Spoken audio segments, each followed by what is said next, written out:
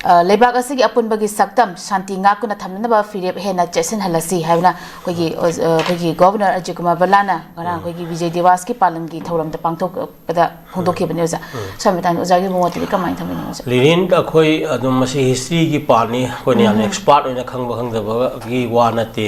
Vijay Devas palan che 1971 ki February 16 ko the songna gi ba ko Indo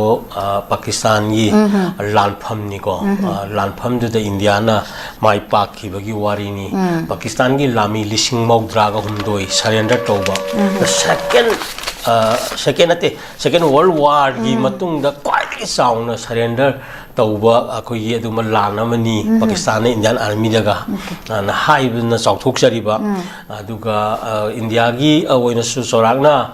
aina koina sum thengnabada Indian soldier lising ahum dagina lising ahum changma da buk sigibra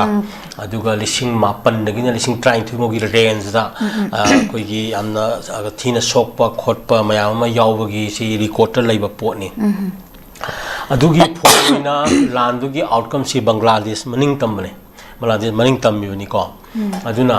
hariba kano incidents aduda kathokraba sacrifice taukraba akhoi Indian soldiers mayam ji kai khumnaba utpani Vijay Devas saibase aina matang se thamningi di lirin aduk yamna Bangladesh ki ning tambagi thabak taubigraba India amana 1971 na ma ki lami sing ahum gi mathakta ko mang thawai mangi ba lising taraga ni thuigi maya da sokpal tawriba adu kana mai pa aga koi gi purakri pot adu da lairiba Bangladesh no ngasi kari mari leinari ge sinida Bangladesh no openly hoji thola ga India ga achau mukna ba thoi aduga India Bangladesh ai kan India na sembi bane na haira ga su Bangladesh no ngasi di India ga imatik lapna ba hai batare amaram di adu su sorangna kanoni haji 2000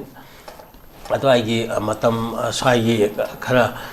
adai haurabani kanoda Bangladesh ta ngasai gi ekhoi India North East ki insurgent group waro mayam si makoi kholi ga na haibagi ko alugi SARS ka tawduna adagi marakhita ade haujiksu kanoni akoi gi Sheikh Hasina 2024 da lokthokre ko aduga hojik ke kanona Yunus na amuk kan interim government oira kan February 2026 sigi kan saijida parliament election tawni ga na mo yu process leiringe gi tanja asida India ga Bangladesh ka ji amuk sauna ba leiri bani maram